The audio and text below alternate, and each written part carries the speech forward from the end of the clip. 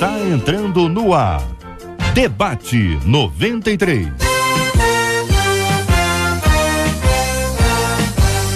Realização 93 FM. Apresentação J.R. Vargas. Alô, meu irmão.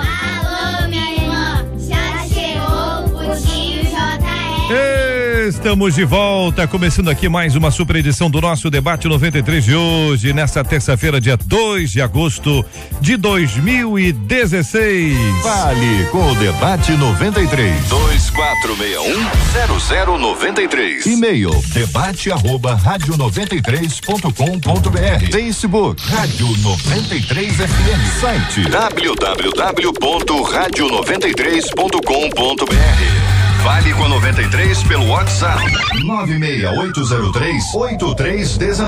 96803-8319. São 11h04 aqui no Rio de Janeiro. Bom dia, Marcela Bastos. Bom dia, J.R. Vargas e aos nossos queridos ouvintes.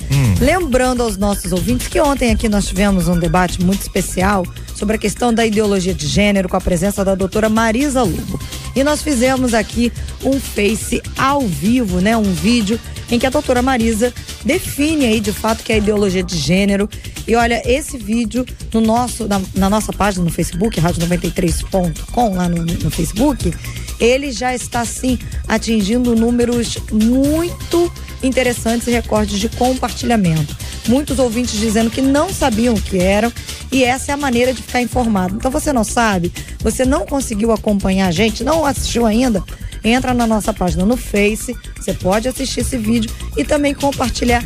Lembrando que o debate inteiro, também recebi alguns e-mails de gente perguntando sobre isso. Debate inteiro você encontra no nosso site debate93.com.br, já está disponível lá. Recapitulando, Marcela, então o nosso áudio do programa de ontem e de todos os outros estão no debate93.com.br. Você acessa, você vai ouvir, vai poder fazer busca através do tema ou também do nome do debatedor e também pode compartilhar. Agora, o vídeo de ontem, gravado durante o debate 93, é uma transmissão ao vivo que fica gravada e fica disponível, está no Facebook da Rádio 93 FM na área de vídeos. Então lá você vai me encontrar lá e você clica, vai assistir. Mais do que isso, além de você ter uma excelente e clara definição sobre toda a polêmica que envolve a ideologia de gênero, às vezes o negócio apita pro lado aí, você não sabe do que se trata. O que é isso, esse negócio de ideologia? Gostei desse trem, não. Nós precisamos saber o que é isso, aprender um pouco mais para sim podermos ter algum tipo de manifestação sobre esse tema. A repercussão é muito grande, muita gente tomando conhecimento exatamente através do vídeo, por isso muita gente está assistindo, curtindo e especialmente compartilhando. Este que é o grande número, é o número de pessoas que estão compartilhando, porque ao compartilhar você toma conhecimento e dá conhecimento a alguém. Ou seja, você multiplica uma informação que é limpinha, que é clara, para que os nossos ouvintes, os seus amigos, os seus familiares, o pessoal do seu grupo possa ter também essa informação. Tudo disponível para você já também no nosso Face, tá prontinho lá para você assistir, compartilhar, e também no nosso site debate93.com.br. Aí sim, nós temos o nosso áudio, minha gente. É brincadeira, não, o negócio é sério. Ontem eu ia falar sobre o negócio do otimista e pessimista, não deu tempo. Vamos tentar discutir esse assunto hoje aqui. Você é otimista, você é pessimista. Depois de debochar de um paciente, o médico é demitido e se arrepende. São os temas de ontem que eu preciso dar conta deles hoje aqui, se tudo der certo. Na sexta-feira, eu vou perguntar isso pra pastora Carla Regina, ela é da Assembleia de Deus em Vila Pacaembu, em Queimados. Pastora, muito bom dia, bem-vinda. Isso não é nenhum desmerecimento aos meninos que estão aqui à mesa, não, mas é apenas uma impressão que eu tenho, que muita gente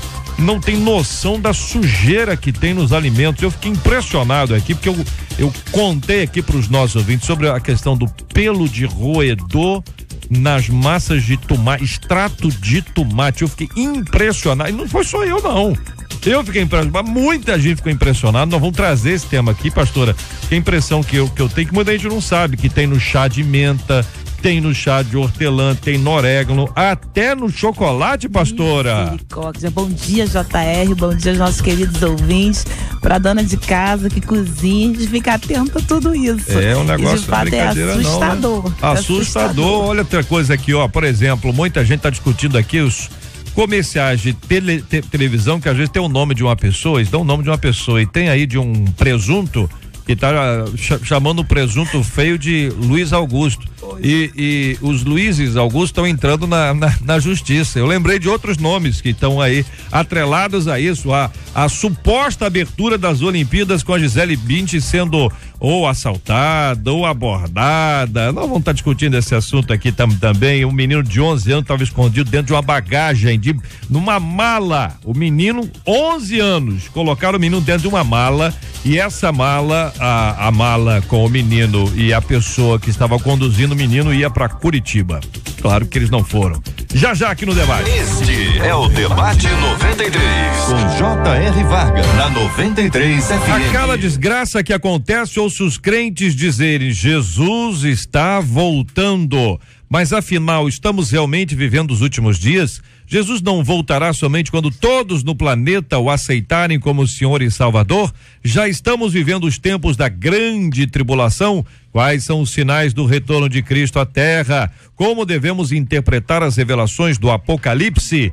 Pastor Valtair Afonso Miranda, da Primeira Igreja Batista de Neves, muito bom dia, seja bem-vindo.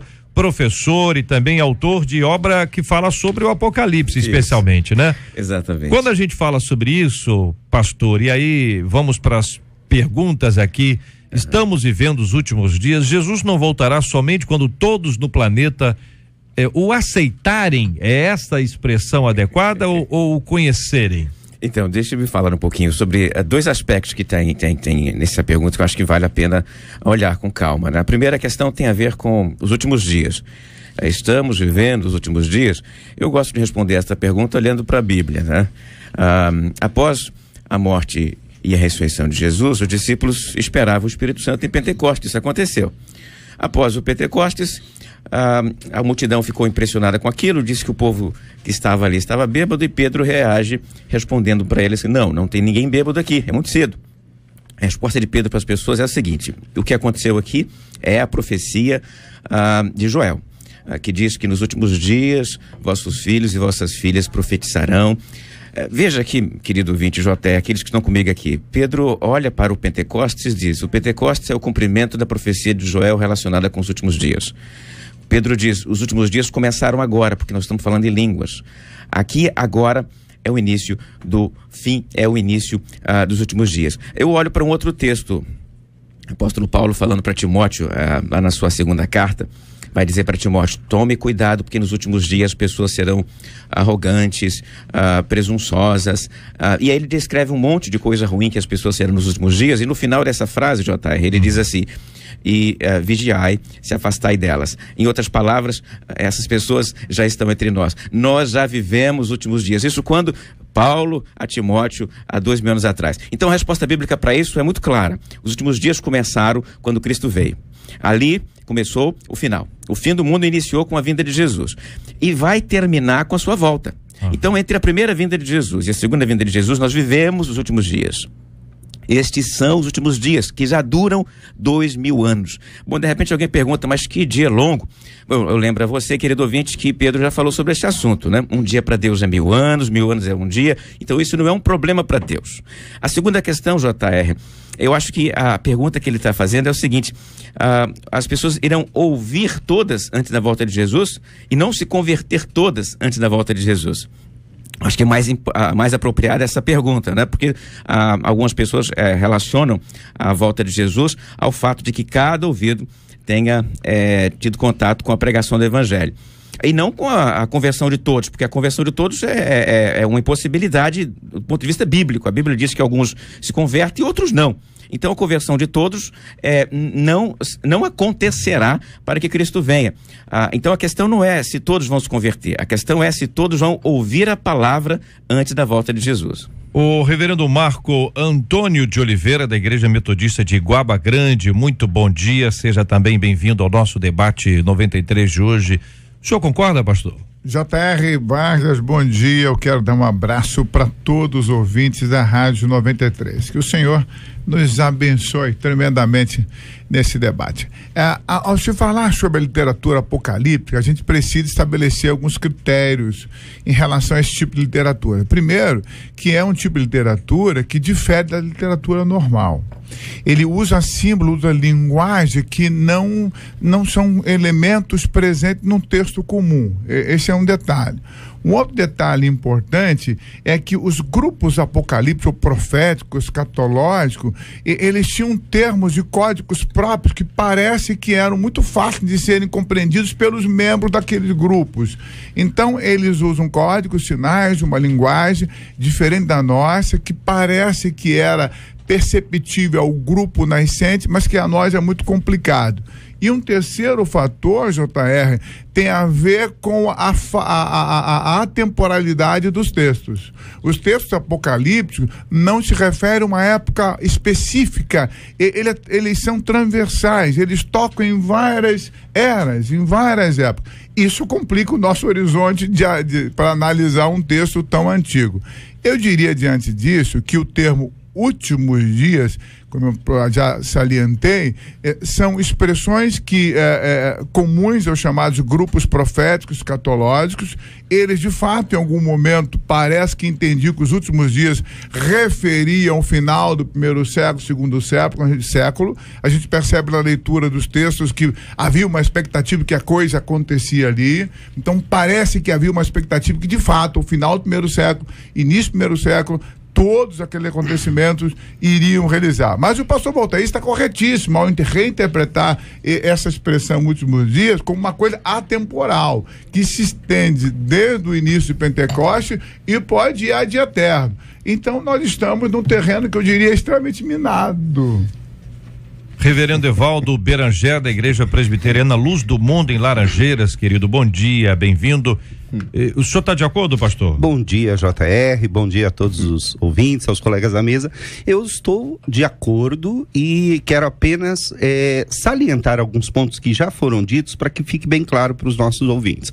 No capítulo 24, versículo 14 de Mateus, é o texto que talvez seja mal interpretado por uma falta de um estudo maior sobre esse termo e até pela maneira como alguns pregadores se referem a ele. Diz assim: e será pregado este evangelho do reino por todo o mundo para testemunho a todas as nações, então virá o fim.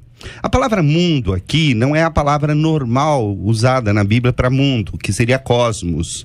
Não é a palavra cosmos, porque aí envolveria o mundo no seu sentido físico e até universal. A palavra usada aqui é a oikomene, que se referia ao mundo da época de Jesus Cristo e especialmente se referia aos países conhecidos de Jesus Cristo. Conhecidos na época de Cristo. Não se refere, por exemplo, às Américas e tal, se refere ao oikomene, era onde o Império Romano dominava. Essa era a ideia. Então, o que ele está dizendo aqui é que o evangelho seria pregado ao mundo e, à medida em que o mundo crescesse, e essa é uma interpretação já hermenêutica, à medida em que as pessoas fossem conhecendo novos lugares, isso incluiria a oikomene, que é o mundo. Outra coisa é que diz que seria para testemunho de todas as etnias, e não necessariamente que todos os ouvidos da terra, porque se fosse todos os ouvidos da terra, essa profecia não poderia se cumprir. Quantas pessoas já morreram sem ouvir o evangelho? Quantas pessoas não ouviram esta pregação do evangelho? Então, o que nós temos que tomar cuidado é que a maneira como é utilizado esse texto é um pouco para fazer conta. Claro que nem todo mundo faz isso, mas muita gente faz. Olha, eu já ouvi, inclusive, estatísticas. Olha, faltam 137 nações que ainda não foram alcançadas pelo evangelho. Então fiquem tranquilos, porque enquanto essas 137 nações não forem alcançadas, Jesus não volta e tal. O que há no coração, em geral, de um bom grupo de pessoas, e outros vão no embalo, vão na onda, é a tentativa de tentar mapear o futuro.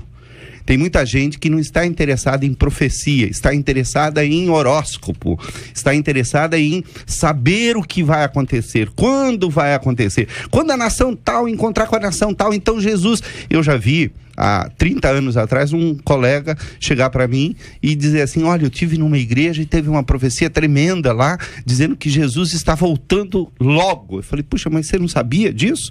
Não, mas ele está voltando breve, assim, rápido, logo. Eu falei, sim, mas é o que a Bíblia diz. Ele disse, não, você não entendeu, ele deve estar voltando este ano ainda. Eu falei, opa, aí, meu irmão, essa profecia não é de Deus. Como é que você pode dizer que a profecia não é de Deus? Porque a palavra de Deus não diz isso. A palavra de Deus diz que nós devemos nos acautelar daqueles que marcam o dia da volta de Cristo. Cuidado com isso. Essa é fonte de heresias. E já faz 30 anos. E Jesus não voltou naquele ano. Eu recebi uma vez uma carta vindo lá do outro lado do mundo, da Coreia, perguntando se eu estava pronto para arrebatamento, que seria no dia 31 de outubro de 1988. Só que eu recebi isso no mês de dezembro. Eu falei, perdi o arrebatamento. Quer dizer, então este perigo de querer mapear o futuro é que nós devemos evitar. De fato, estamos vivendo os últimos tempos. Jesus está próximo. Pastora Carla Regina, querida, bom dia, nossa menina da mesa, já apresentada anteriormente. O que pensa, irmã? Bom dia, JR, mais uma vez. Enfim, claro, concordo com tudo que os nossos queridos debatedores aqui disseram, e vale a pena ressaltar, até pela frase do ouvinte, quando ele diz que há muito ele já ouve dizer que Jesus voltaria. Há uma palavra que Pedro libera acerca disso, sobre o aparente retardar da promessa, que na verdade é para benefício daqueles que ainda não se arrependeram. Segundo a Pedro 3,9 vai dizer que o Senhor não retarda a sua promessa, ainda que alguns a tenham por tardia, mas ele é longânimo para convosco, não querendo que alguns se percam, senão que todos venham arrepender-se. E aí, tratando do que o nosso querido pastor que me antecedeu falou acerca daqueles que pensam que cada ouvido, até mesmo acerca de uma aparente justiça daqueles que se foram sem ouvir, audivelmente falando, né? A voz. A Salmo 19 vai dizer que a própria natureza, vou parafrasear, vai dizer que a própria natureza dá testemunho dele. O texto diz, agora literalmente, que os céus manifestam a glória de Deus e o firmamento anuncia a obra das suas mãos. Ou seja, até para aquele que nunca ouviu, ele pode contemplar a natureza de fato, que é um ser superior. Não que seja por si só Deus, mas que a natureza, ela anuncia as obras da mão de Deus. Há um ser superior, como muitos gostam de dizer. E aí há algo que a gente aprende que é chamado imago Dei, que somos formados à imagem de Deus. Há partícula de Deus dentro de nós que almeja, anseia, deseja conhecer mais de Deus. Aí que a gente chama do vazio, que só quem completa é Jesus Cristo. Então nós temos aqui a ideia de que existem algumas pessoas que têm prazer em tentar agendar a volta de Cristo, elas agendarem, elas definirem a data, ou mesmo interpretarem por algum motivo a data. Então você imagina que alguns podem pensar, quantas eram as tribos? 12. Quantos eram os discípulos? 12. Quantos são os meses do ano? 12. Quantos anos tinha a filha de Jairo? 12. A mulher hemorrágica? 12. Então vai ser no dia 12 do 12. Entendeu? Aí começa o 12 do 12. Daqui a pouquinho é 12 do 2012. Como esse já foi? Essa eu nunca tinha ouvido. Entendeu? Eu inventei agora. Entendeu? Eu inventei agora. Então aí você pega e diz assim, existem pessoas que têm uma tendência a isso, até porque tem um desejo de dominar, porque é uma coisa de domínio, uma informação privilegiada que o indivíduo supostamente tem. O outro lado dessa mesma história é que você tem uma declaração bíblica que fala sobre os últimos dias, e ouvimos aqui que os últimos dias começaram em Jesus Cristo. Desde então, nós estamos vivendo os últimos dias. Observamos aqui que não é uma questão de conversão de toda a população, mas pelo menos que as pessoas, ou pelo menos os povos, as etnias aí representativamente, né? Não são todos os integrantes daquele povo, mas pessoas representando esses povos, essas etnias, estariam aí de alguma forma sendo alcançados pela verdade do evangelho, tomando conhecimento deste evangelho. É uma síntese. Volta aí, querido. É isso? Exatamente. Eu queria reforçar isso mesmo. Apontando, por exemplo, para outra passagem bíblica que diz que se nós não pregarmos, as pedras pregarão. Às vezes as pessoas elas enfatizam alguns temas bíblicos, e com esta ênfase, mesmo que a palavra seja bíblica, mas quando essa palavra é exagerada, é exacerbada, isso pode se transformar num distúrbio, numa heresia, né? Então, ela pega um tema como esse, todo mundo tem que ouvir antes da volta de Jesus, exagera e aí limita Deus. Cristo não pode voltar hoje porque tem uma tribo indígena que não foi alcançada, então ele não pode voltar. Quem é que pode dizer o que Deus não pode fazer? E pode até torcer para aquela tribo não ser alcançada, porque dá mais um tempinho e tal. Esse é o perigo, né? Vai procrastinando, né? Exato. Então, nós não podemos limitar o poder de Deus. Deus pode fazer o que ele quiser fazer. Então, é bom lembrar disso. E aí no campo mesmo da reflexão já levantada aqui, de agendar e datar, as pessoas, elas às vezes têm boa intenção, e quando elas insistem nisso, elas querem provocar talvez a santificação na igreja, né? Cristo está voltando, e aí esse tipo de ênfase se traduz, por exemplo, na frase: esta é a última geração. Quando eu vi isso de um colega num debate, eu perguntei para ele: quantos anos tem uma geração? 30? Então ele volta, você marca a data da volta em 30 anos, aí ele disse: não é isso. Bom, então não dá para dizer esta é a geração, porque é uma outra estratégia de agendar a data da volta de Jesus. Não resta dúvida que a pregação sobre a volta de Cristo, ela é importante, ela é bíblica, claro, e ela é fundamental. A dificuldade aí, pelo que eu entendo, é que as pessoas estão querendo de alguma forma mensurar esse tempo, né?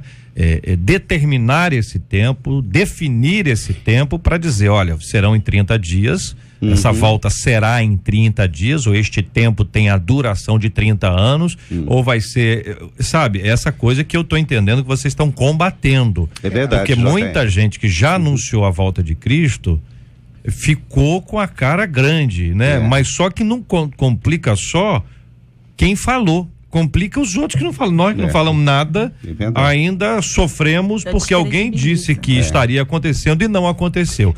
Produz um descrédito.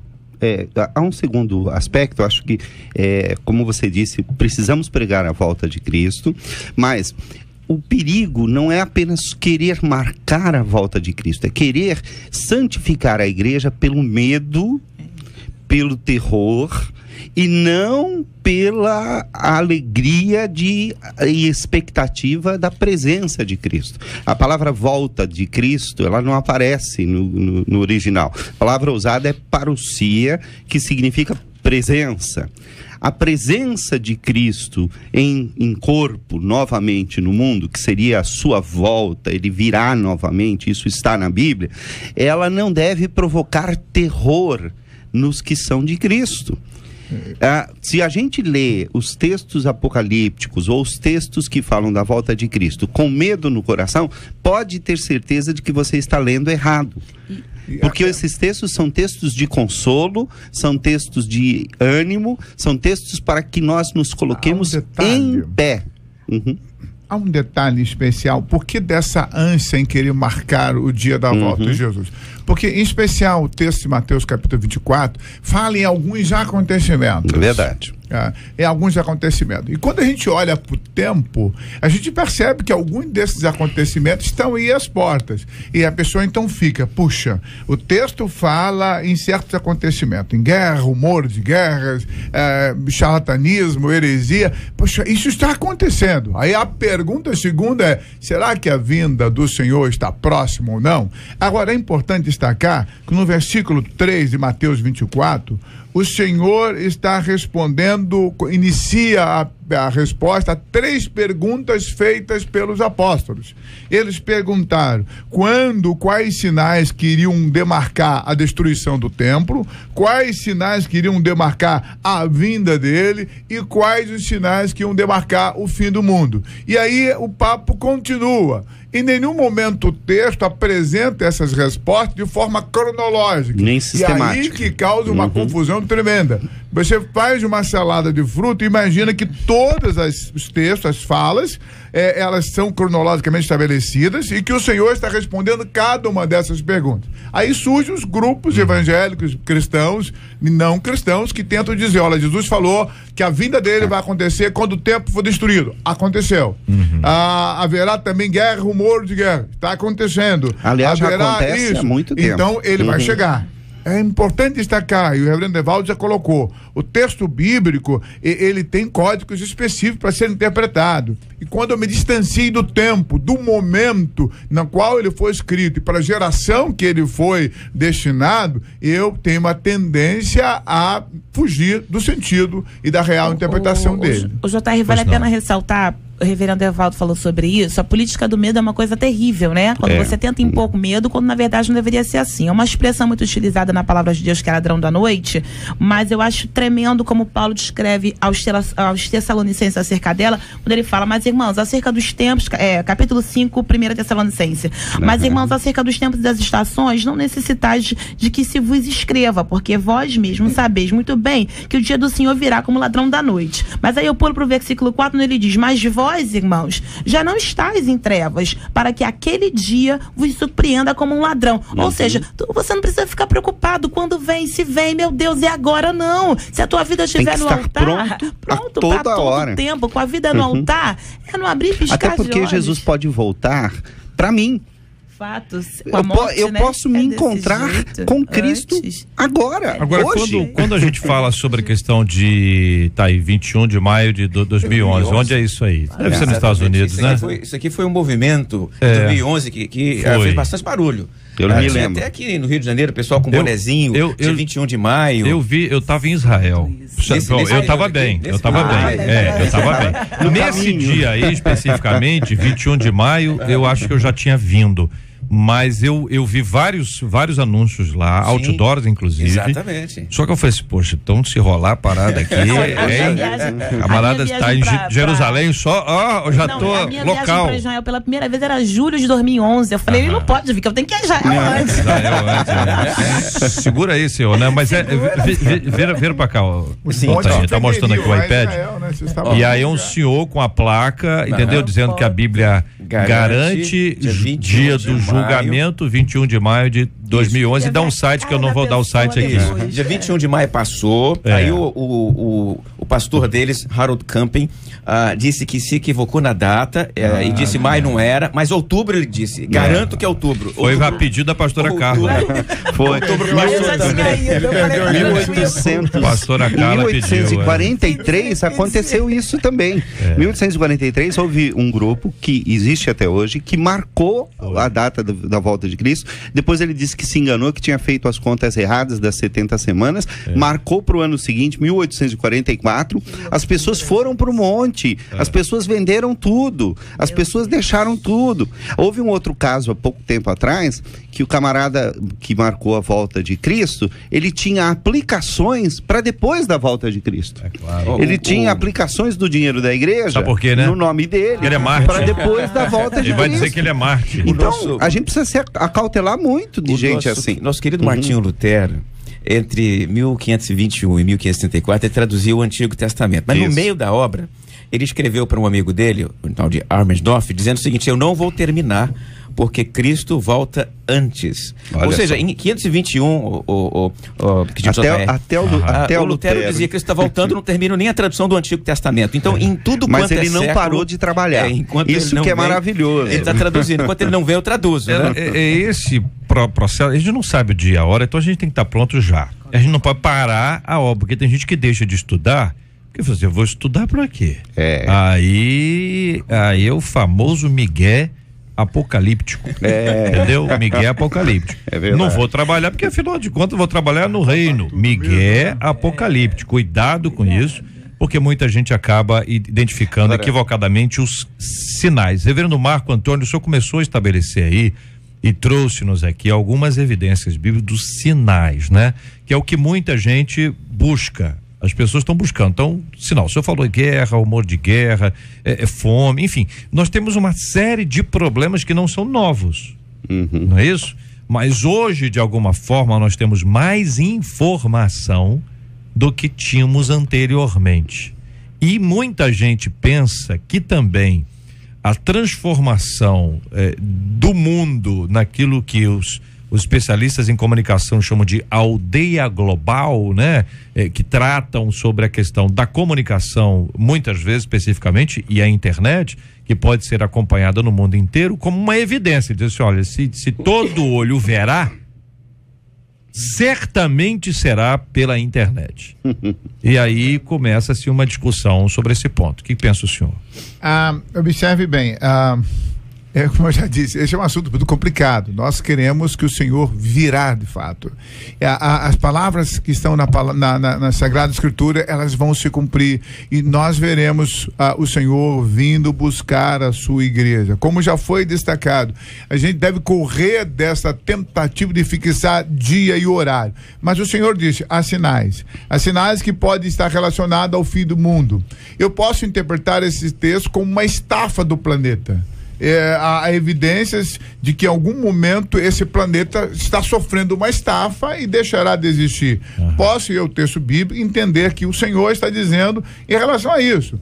Então eu devo tomar muito cuidado e acreditar que o Senhor vai vir. Quando que ele vai vir? Quando a gente menos esperar. O texto diz quando a gente menos estiver esperando, quando estivermos dando conta da situação, ele vem buscar a sua igreja. Olha, vários ouvintes com perguntas muito interessantes, algumas vocês já responderam aqui no posicionamento, outras a gente precisa até aprofundá-las um pouco mais, cada uma delas, porque esse é um assunto bastante amplo, né? Mas um ouvinte pergunta uma coisa que eu não tenho a menor ideia do que seja isso aqui. Profecia da vaca vermelha. É o que é isso, pastora Carla? A senhora conhece? Não, a cor, porque eu já tinha ouvido falar acerca da profecia de alguns que olham para Israel sobre uma cor específica, mas não era da vaca, não. Eu acho que ele está se referindo. De Deuteronômio, né? Está se referindo nessa passagem de Deuteronômio. Eu não sei do que vamos se achar trata. Qual capítulo? Mas vamos achar, vamos ler agora. O texto fala da novilha vermelha. Novilha vermelha. Aí tá bom. Agora, como isso se transformou? Olha, nós temos em Números, né? Números 19 e 2. Vamos ler aí, vamos abrir a Bíblia aí. Um canta o texto, outro abre a Bíblia. Igual a igreja. Vamos lá, igreja. O Senhor Deus mandou que Moisés e Arão dessem aos israelitas a seguinte ordem: tragam uma novilha vermelha, eu estou lendo aqui na Bíblia da linguagem de hoje, sem defeito e que ainda não tenha trabalhado na lavoura, e entreguem ao sacerdote Eleazar. Ela deverá ser levada para fora do acampamento e será morta ali na frente dele. Então Eleazar pegará o sangue com o dedo e borrifará 7 vezes na direção da entrada da tenda sagrada. Em seguida, a novilha será queimada na frente dele. Serão queimados o couro e tal, e aí vem todo... Que relação tem isso com a volta de Cristo? Pois é, eu tô falando que tá aí, né? Eu até tenho uma reportagem que não, pera aí, anda a reportar, vamos ler. Tem mais um texto? Não, o texto que aqui ele continua descrevendo todo tal, e diz o seguinte: aquele que ajuntar as cinzas, depois de fazer o holocausto, vai sobrar somente as cinzas, aquele que ajuntar as cinzas deverá lavar a roupa que estiver vestindo, mas ficará impuro até sempre. Essa será a lei para sempre, tanto para os israelitas. Aqui era para purificação dos pecados, era o holocausto da purificação. Acho que a gente pode dar uma olhada aqui na internet e tentar achar a reportagem agora. Uma reportagem de que ela nasceu em Israel. Essa reportagem já faz algum tempo. Cumprimento profético. Nasceu a novilha vermelha sem mancha em Israel, anuncia Instituto do Templo. Tem até uma foto da Tita Cruz aqui. Isso. Então muitos tiveram isso por sinal. Muitos tiveram isso por sinal. Uma novilha de 3 anos. Isso mesmo. Foi muito o que aconteceu é o seguinte: de que foi muito vinculado de que ela tinha nascido, e muitos atentaram por sinais de que verdadeiramente estávamos vivendo os últimos dias, haja vista que isso era um dos sinais acerca da reconstrução do templo e que precisaria se ter essa novilha aí. Exatamente. Eu acho que a questão aí é a seguinte, JR, pelo que eu me lembro, agora a pastora falando, refrescou a memória. Eu lembro que essa reportagem. O que se dizia é que há muito tempo não nascia uma novilha com essas características, uma vaca, um boi com essas características. Então isso não era possível cumprir a profecia que eles consideram como profecia, ou o sacrifício de Números 19, porque como não tinha uma novilha vermelha, então não tinha como construir o templo e tal.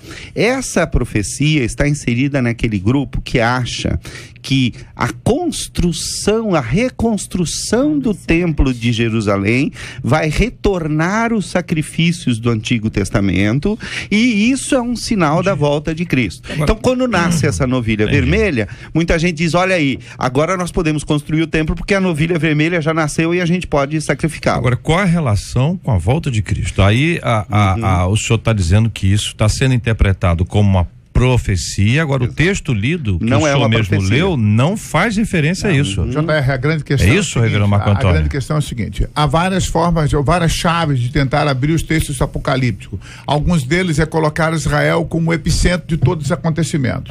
Então, a partir dessa chave hermenêutica, todos os relacionamentos, todas as questões relacionadas a Israel tem a ver com a vinda de Cristo. E esses grupos que fazem esses estudos, partindo desse princípio, vão enxergar todos os acontecimentos vinculados a Israel como acontecimentos que vão demonstrar a vinda do Senhor. É um equívoco de análise, porque o próprio termo Israel de Deus no Antigo Testamento equivale àqueles que adoram a Cristo e o Senhor. Então, depende da chave que eu usar, eu vou chegar a uma conclusão. JR, eu tenho aqui o texto que fala da profecia, pelo menos na internet. Diz o seguinte: o tempo do cumprimento profético apocalíptico é chegado, uma fotografia da novilha vermelha. Antes já haviam nascido outras novilhas vermelhas, porém não eram perfeitas, como desta vez o Instituto do Templo anuncia o nascimento da novilha perfeita. E isso abrirá o caminho rapidamente para a construção do templo em Jerusalém. E o Messias judeu, que na verdade é o falso Messias, o anticristo, fará sua preparação e voltará a realizar os sacrifícios no templo, conforme Números 19, 1 e 2. Note que aqui é um distanciamento, é uma série de inferências que não se encontram na Bíblia e tiradas de contextos completamente diferentes da palavra de Deus. Para esclarecimento dos nossos ouvintes, o texto é Números 19 e os nossos debatedores presentes hoje aqui à mesa, reverendo Marco Antônio de Oliveira, pastora Carla Regina, reverendo Evaldo Berangé e pastor Valtair Afonso Miranda, estão unânimes aqui em afirmar que não se trata o texto de Números 19 como uma promessa ou qualquer relação com a volta de Cristo. Está se tratando aqui sobre a questão de purificação. Isso tem a ver com o culto, tem a ver com o templo, e a inferência deles é que a presença dessa novilha, de que ano foi isso aí? Entendeu? É uma questão que envolve a restauração do templo. Aí sim eles fazem uma conexão, mas não tem fundamento bíblico. Um detalhe, como eu já disse, essa interpretação é equivocada, mas o texto de Mateus 24, versículo 15, pode sugerir essa chave hermenêutica. O texto fala o seguinte: quando, pois, virdes estar no lugar santo a abominação da desolação predita pelo profeta Daniel. Quem lê, entenda. O texto bíblico, em algum momento, fala dessa possibilidade da reconstrução do templo, que será destruído, e porque fala que em algum momento o santo dos santos será desolado, será abominado. Aí então, conecta devido a isso, pode haver essa conexão. Esses grupos fazem essa conexão. Mas é uma 2015. Forçação pelo que eu estou entendendo aqui, né? Aliás, esse texto que 2015. A passagem de Números, eu estava lendo com mais calma aqui agora. Ela está num contexto de purificação do sacerdote. Havia um número grande de sacerdotes que tiveram contato com mortos. E aí o texto, o relato bíblico, descreve um rito de purificação sacerdotal em coletividade, ou seja, a comunidade sacerdotal, os levitas seriam purificados por meio do sacrifício desta novilha vermelha. É importante lembrar aqui o seguinte: contato com o morto para um sacerdote inviabilizava o trabalho dele. Se ele encostasse em morto, tanto o sacerdote quanto o levita, ele não trabalhava mais. Então este ritual provia para o sacerdote do Antigo Testamento uma maneira de continuar limpo ritualmente e continuar trabalhando, né? Então, é específico para o Antigo Testamento e para o sacerdócio e levita do Antigo Testamento. Muito bem, eu quero agradecê-los porque com tanta objetividade vocês trouxeram informações importantes, interagindo com os nossos ouvintes, respondendo questionamento dos nossos ouvintes, e esse é um assunto que nós alimentamos, né? Porque cada vez que a gente fala sobre esse assunto, nós alimentamos, nós vamos desenvolvendo outras dúvidas, existem outros posicionamentos que todos nós respeitamos, aqui há um respeito muito grande sobre outros posicionamentos, e cada debatedor é livre para vir aqui e apresentar a sua opinião sobre esse e outros assuntos, e eu sempre agradeço esta objetividade, clareza e transparência.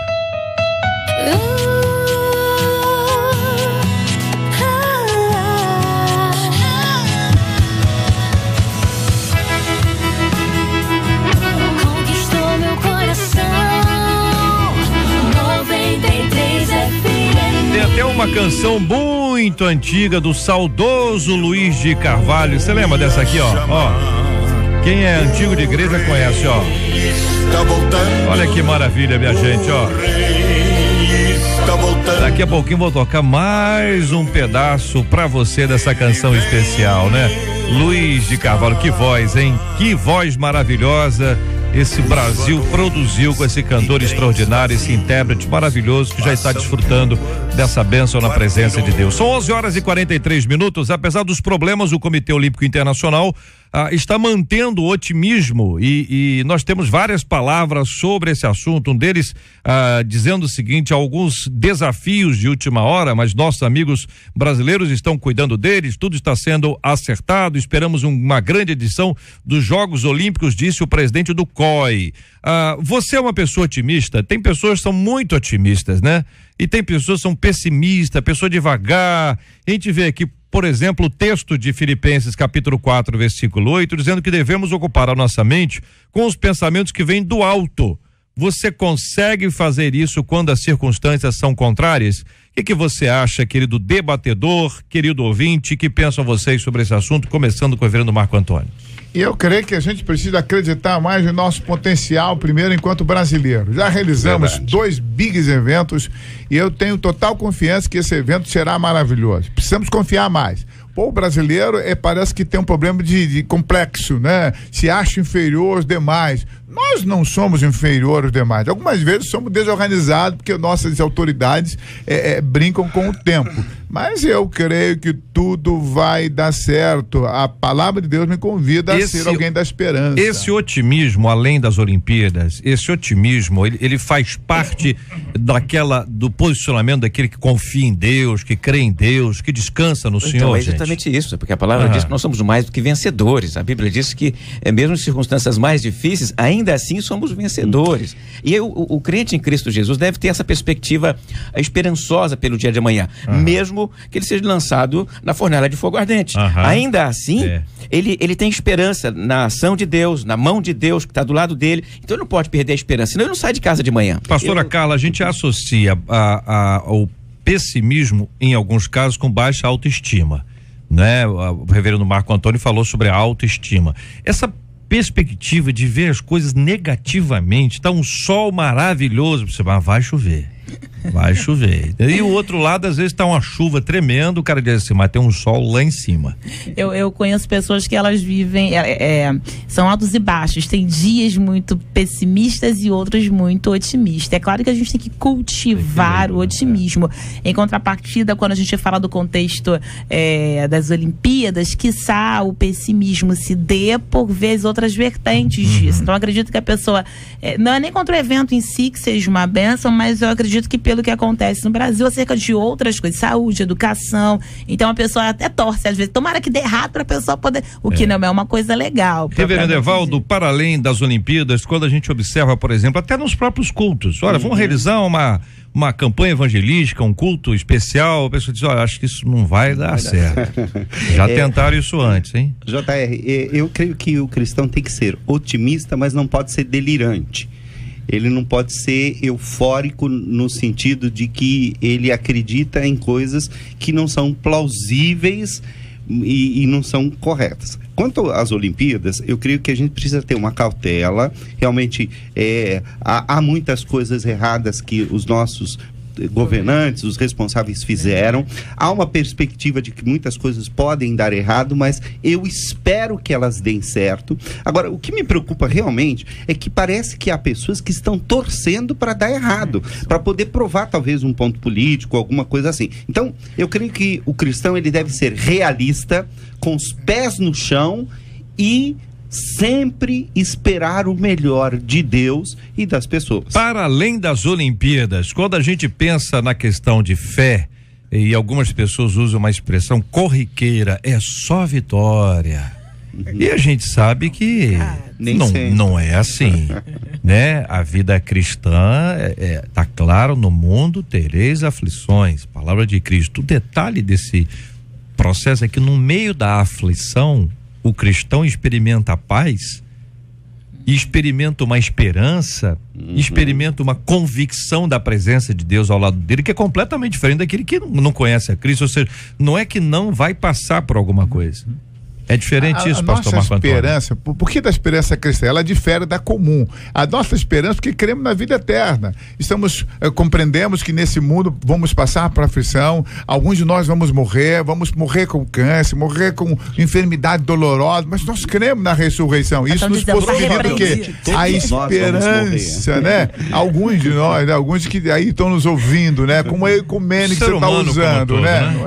Então, nós queremos após a morte. Somos esperançosos, nada vai nos derrotar. E a gente acha, tem gente que acha que repreendendo às vezes uma palavra sensata como essa, gente, todos vamos morrer, a não ser que Cristo volte antes da nossa morte. Todos nós vamos passar por isso.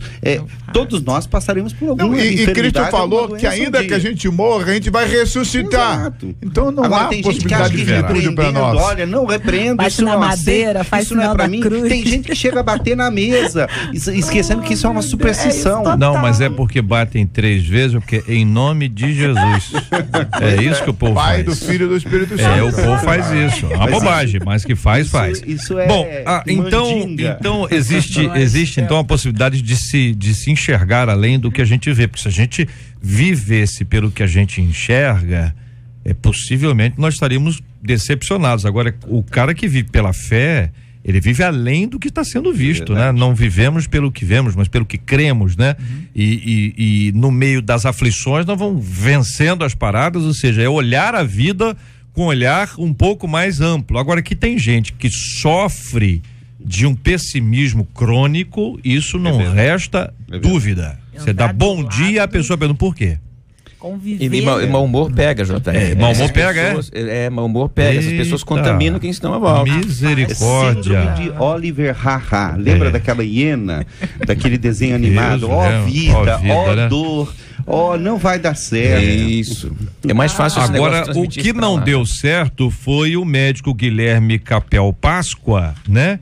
Ele tem um nome bonito, né? Depois de atender um paciente, ele postou uma foto no Facebook com um receituário na mão e a frase: não existe pneumonia e nem RAOX com acento circunflexo, uma palavra só, né? RAOX.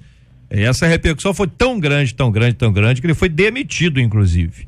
Depois ele postou uma outra foto na casa do paciente, o mecânico José Mauro de Oliveira, onde ele disse: desculpem, eu errei, eu me arrependi, me sinto mal com isso. Esse pedido de desculpas vai a todos os brasileiros que se ofenderam com a brincadeira da pneumonia.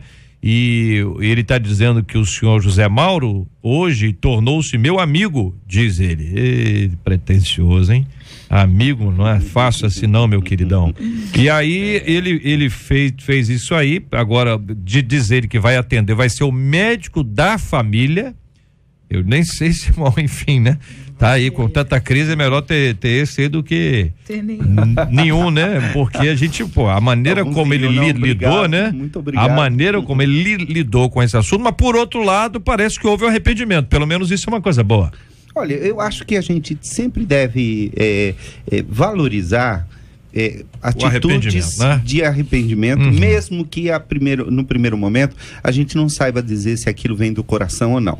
Ele precisava se retratar, porque o que ele fez foi um ato de grande má educação, de uma educação péssima e terrível. Agora quero parabenizar o hospital pela atitude de demiti-lo, porque ele não vê isso no Brasil constantemente, né? Ele foi demitido, foi disciplinado. Devíamos fazer isso com os políticos, com os nossos administradores. A gente não faz isso. Eu acho que aí a gente pode acentuar a diferença entre arrependimento e remorso. Arrependimento é quando a gente se arrepende pelo que fez. Remorso é quando a gente se entristece pelas consequências daquilo que a gente fez. Pode ser que esse médico tenha sido tomado de remorso, porque o ato dele teve consequências ruins para ele e ele talvez quis se retratar e tal. É remorso. Não sei se é arrependimento. Só Deus conhece o coração. Mas a atitude, né? A atitude é correta. Eu queria apontar para um problema que aparece aqui, que nem chegou lá embaixo numa questão ou outra, mas que é o fato de que a internet viabiliza esse tipo de ação, querido JR.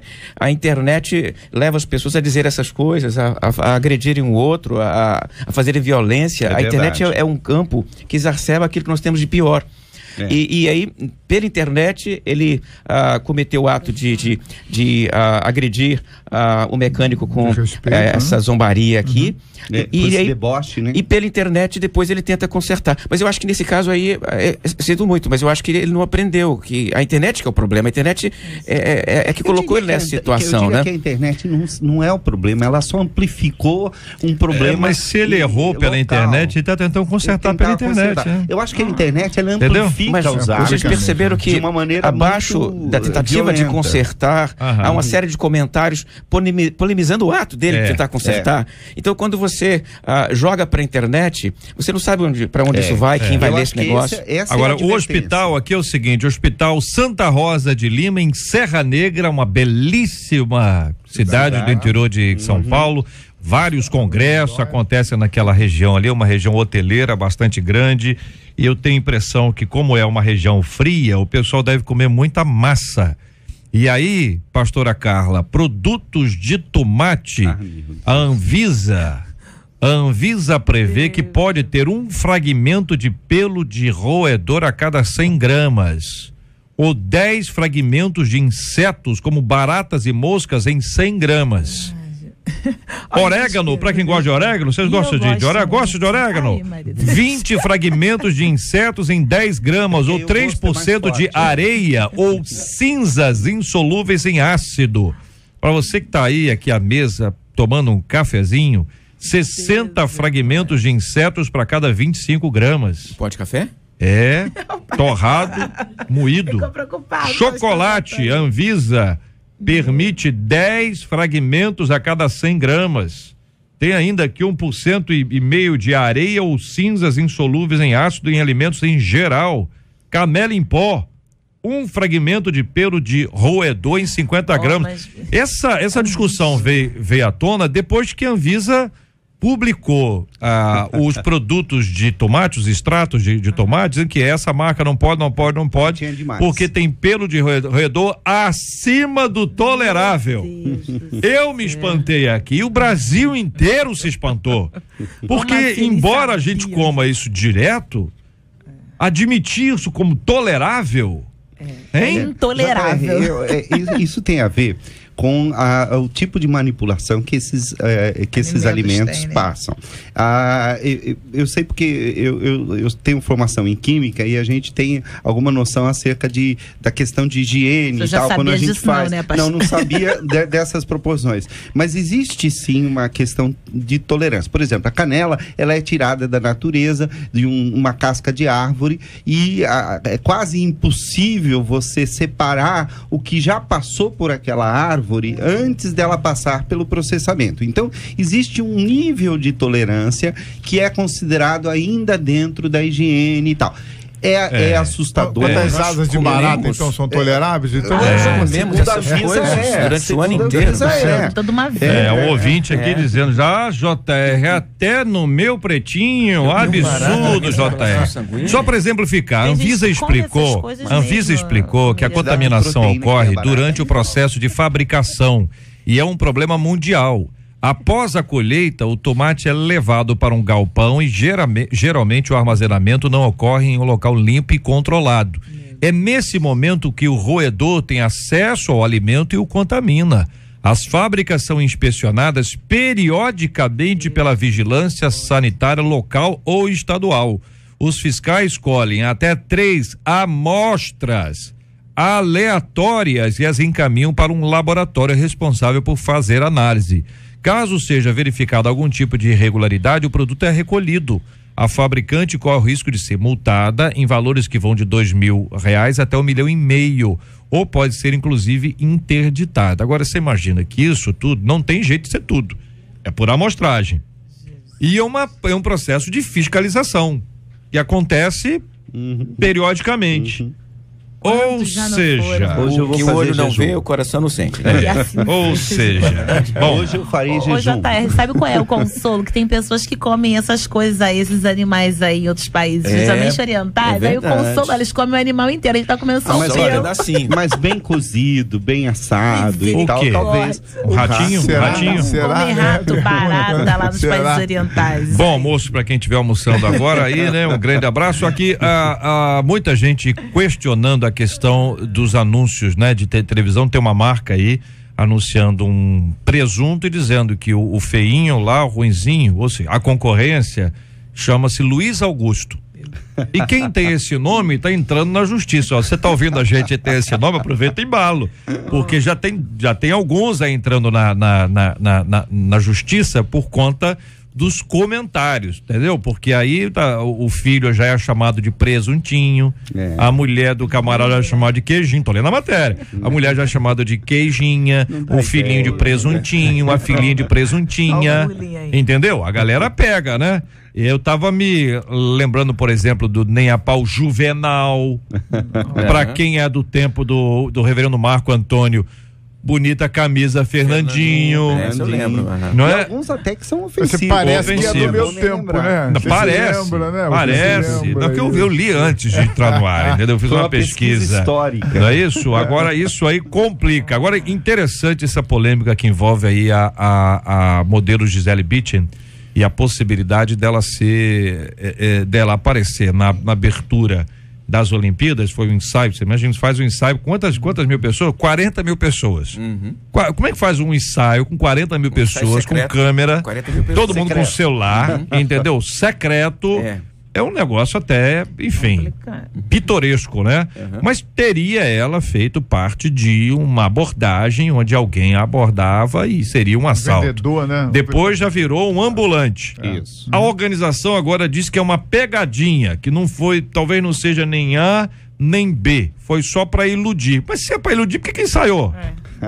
Eu dou graças a Deus, JR, porque isso veio a público, porque seria lastimável para nós brasileiros ver uma cena dessa Verdade. retratada e passar para o mundo inteiro que somos um povo violento. Eu agradeço a Deus porque essa denúncia veio à tona e parece que essa cena foi tirada, essa encenação foi tirada. Eu espero que ele não tenha surpresas agradáveis.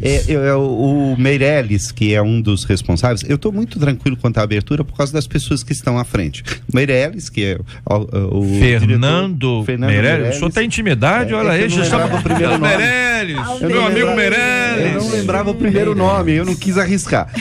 O meu amigo Meirelles, Meirelles, Gisele, Meirelles, a Débora Colker, a Débora Colker, que fará parte de coreografia e tal, são pessoas da mais alta competência e isso me dá uma tranquilidade. Pastor Evaldo, eu ainda fico meio assustado, porque parte dessa questão das encenações está na mão de um grupo que defende algumas ideias muito estranhas. Então, já que teria essa questão do assalto, não custa nada você ter beijo gay, beijo homossexual, tentar passar a ideia de que o Brasil é esse negócio complicado. Eu estou me arriscando aqui, mas eu sou cristão, sou contra isso e prego contra essas posturas que são horrorosas. Desde eu espero que não tenha isso. A abertura do Pan-Americano, nós temos contemplado nesses espaços assim muita caricatura do brasileiro. E aí a gente acha estranho quando o americano faz caricatura de nós. O curioso é que nós fazemos nossas próprias caricaturas, né? Então nessas aberturas a gente está dizendo, olha, nos vejam assim. O que é uma coisa muito ruim. Até o padrão de beleza, trazendo Gisele Bündchen, um padrão que não é propriamente dito do Rio. Não fala da Gisele, que é amiga do Reverendo Evaldo. Ela, Meirelles e a Débora. Debbie, Gi e Meirelles. Então, nós temos aí. Com a abertura da Copa. Não, ainda, porque né? acaba fortalecendo um estigma que é complicado, que é uma marca, que é um rótulo que caracteriza e que de alguma forma a gente vê isso. Agora, quem não viu a coisa muito bem foi o menino de 11 anos colocar dentro de uma mala. Diz a mulher que estava com o menino dentro de uma mala que o menino pediu, pelo amor de Deus, para entrar naquela mala. A senhora Natasha Vitorino, de 23 anos, foi presa por subtração de menor e levada para a delegacia. O ônibus para Curitiba sairia em poucos momentos. Ela foi presa às 20h30. 20h30, porque vira uma mãozinha saindo da bolsa. Era filho dela, não? Não. Subtraiu mesmo. Subtraiu, diz ela. Tava no abrigo, a criança? Ele era morador de rua, Morador de rua. E aí, queria levar. E aí ela queria levá-lo porque... Pra criar em Curitiba. Cumprir as regras da adoção, do apadrinhamento, isso menor era morador de rua, então ela ficou com pena, quer dizer, tá na rua, aquela ideia, não é de ninguém, né? Só esqueceu que é uma criança, né? 11 anos. E coloca no porta-mala de um ônibus? Eu não sei se o menino ia ali dentro ou sobe no ônibus e depois, entendeu? Vai no banheiro, sai o garoto. Nascido durante a viagem. É que para adentrar para ir a viagem precisaria dos documentos. Não, ia botar lá embaixo. É porque em cima não dá para ir não, JR. Não, ele até... Não, tem ônibus que cabe. Põe na perna debaixo do pé. Pro tamanho desse menino não caberia lá em cima. Não. Você pensa o menino... Você não deixa subir com uma bala desse tamanho não, ali embaixo. Teria que ir embaixo mesmo. Meu Deus do céu. Mas aí a gente até fica julgando as atitudes dela, segundo o relato dela. Se for verdade, é claro, vai dizer que ele pediu pelo amor de Deus, que a história de vida dele era muito triste, porque ele disse que apanhava, a mãe dele era dependente química, ele foi adotado por uma família durante um ano, e a família largou ele na rua como se ele não fosse nada. É triste a situação do menino, a gente quer entender mas que ela demonstrou, de certa forma, incapacidade de cuidar de uma criança assim, porque se permite que uma criança, porque pediu pelo amor de Deus, entre numa mala com o risco da própria vida, risco de morrer no caminho, demonstrou uma irresponsabilidade os gases do ônibus, eles entram ali por baixo. E aí aquela criança morreria ali dentro. Um frio à noite. Ela iria chegar morta em Curitiba. Olha, isso aí foi um livramento para o menino e para ela. Porque se esse menino entra e morre e ela é identificada, a situação dela muda. E não só culposo. Agora você imagina doloso, isso na nossa rodoviária num período crescente agora, né? Que agora é um período de alta. É incrível ver uma cena como essa, cena que acontece muito em avião. Muitas vezes o camarada consegue entrar onde a roda fica. Como é que é o nome da? Seria o departamento de carga. Trem de pouso. Mas ali é um perigo. Pois ali congela. Pois é, isso que eu tô dizendo. Chega a 20 graus, algumas pessoas já morreram exatamente ali, porque ali tem um lugarzinho que antes que você consegue entrar, né? Porque a roda tá solta, tá na pista, e depois isso fecha. Então a pessoa consegue se localizar e se ajustar, só não conta com o gelo que tem ali. Isso sem falar em alguns aviões não há espaço, então a pessoa é esmagada. Verdade. O delegado foi bondoso com essa mulher, né? Ela podia ser processada por sequestro. Ele enquadrou como subtração de menor, que a pena é um pouco menos agravante. Talvez ele tenha tido pena da mulher, pelo gesto, pela tentativa. Percebeu, talvez, a falta de uma intenção maldosa. Contexto, né? Assim, Muito bem, queridos debatedores, muito obrigado. Marcela Bastos, já temos aí o resultado da nossa pesquisa 93 de hoje? Perguntamos aos ouvintes se eles gostam de estudar o livro do Apocalipse. 72% deles disseram que gostam. Que beleza, olha aí, escola bíblica vai bombar, hein, galera? Vai bombar a escola bíblica, é isso aí, os estudos de meio de semana, a galera estudando, pesquisando, que Deus abençoe a todos aí. Quero reforçar e dizer para você o seguinte, que ontem nós tivemos aqui a presença da doutora Marisa Lobo falando sobre a ideologia de gênero, que é uma proposta de desconstrução do modelo familiar que nós temos hoje, onde encara a criança e diz que a criança pode escolher. A criança não nasce homem ou mulher, ela nasce criança, então ela pode escolher, ela quer ser o quê? Menino, ela pode ser menina, quer ser menina, pode ser menina. Isso está sendo estudado nas escolas. Algumas escolas têm livros tratando sobre esse assunto e muita gente desconhece o tema.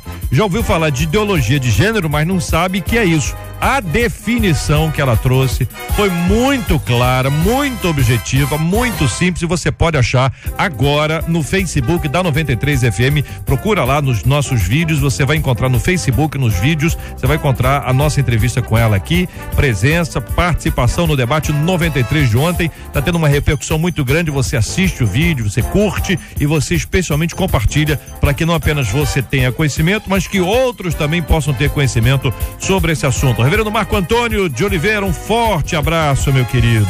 Forte abraço, JR, muito bom revê-lo. Quero mandar um abraço pra Juliana, minha sobrinha linda, e avisar que no sábado, dia 6, vou estar na primeira igreja batista lá em Tangará, em Cabo Frio. Quarta-feira estarei na Metodista Central de Iguaba Grande. No sábado, então, na Igreja Batista, domingo pela manhã, no Templo Profético Iguaba Grande, e à noite um grande congresso lá na Estrada do Arrastão número 200, congresso de mulheres, na Igreja Metodista Iguaba Grande, e você é o nosso convidado. Obrigado, querido, Deus continue a abençoar. Muito obrigado, pastor Valtair Afonso Miranda. Eu quero agradecer o convite, eu faço nesse momento, eu louvo a Deus pela vida dos debatedores, daqueles que nos ouvem agora, e mando um abraço para minha querida Elisete, meus filhos Rafael, Caroline e a minha igreja, a Igreja Batista de Neves, ali em São Gonçalo. Maravilha, muito obrigado, pastora Carla. Eu que agradeço o JR, deixar um abraço maridão, veio hoje com dorzinha na coluna, mas vem, né, a marido, né, no meu segurança. E o filhote também, tá na escola, já saiu. E também quero deixar um abraço à minha pastora, tá Dodói, pastora Helena Raquel, tá lá no repouso vocal, melhora pastora, a vozinha Maria Helena. Um abraço para toda a DEVIP. Maravilha, muito obrigado, reverendo Evaldo Berangera, um forte abraço, meu irmão. Um forte abraço, JR, a você, meu caro ouvinte, a todos aqueles que estão conosco, aos membros da Igreja Presbiteriana Luz do Mundo, e especialmente para minha mãe, para minha sogra, Dona Lourdes e Dona Cecília, dizer a elas que eu estou esperando as duas pro meu aniversário daqui a 2 dias. Olha, então tá anunciando o aniversário, né? Não é a vinda delas, não. Tá anunciando o aniversário. Então, hoje é que? Terça-feira, o senhor faz aniversário. Então, na quinta-feira agora. Na véspera da abertura. Eu tô fazendo aniversário de novo, reverendo Evaldo. Parabéns, hein? Posso falar de aniversário também? Por favor, pastor. Domingo agora, eu celebro 20 anos de ministério pastoral na minha igreja. Eu queria convidar todo o povo que está por perto aí de Neves para fazer uma visita para nós. Domingo à noite, vamos celebrar 20 anos de ministério pastoral. Bênção. E tem sido uma bênção. Eu conheço o senhor há muitos anos e aprecio muito o seu ministério. Isso é uma bênção, pastor. Parabéns, então, aqui aos aniversariantes. Vamos orar juntos, então. Vou pedir a pastora Carla para orar conosco. Vamos apresentar aqui os nossos aniversariantes queridos, vidas preciosas aqui na presença de Deus. Vamos orar também para que todos nós possamos estudar sobre a volta de Cristo, é tão importante, e nos preparar para isso, vivendo, pregando o evangelho, anunciando as sagradas escrituras, além de todos os outros temas que nós discutimos hoje, e também orando pela cura dos enfermos e consolo aos corações enlutados. Deus, entramos na presença do Senhor em oração nesse momento, porque cremos que o Senhor nos ouve e sabe de todas as coisas. Louvado seja o nome do Senhor pela oportunidade e o privilégio que nos dá de falarmos da tua palavra, de termos acesso às sagradas escrituras. Agradecemos ao Senhor porque tivemos a oportunidade de falar sobre a tua volta aqui nessa manhã.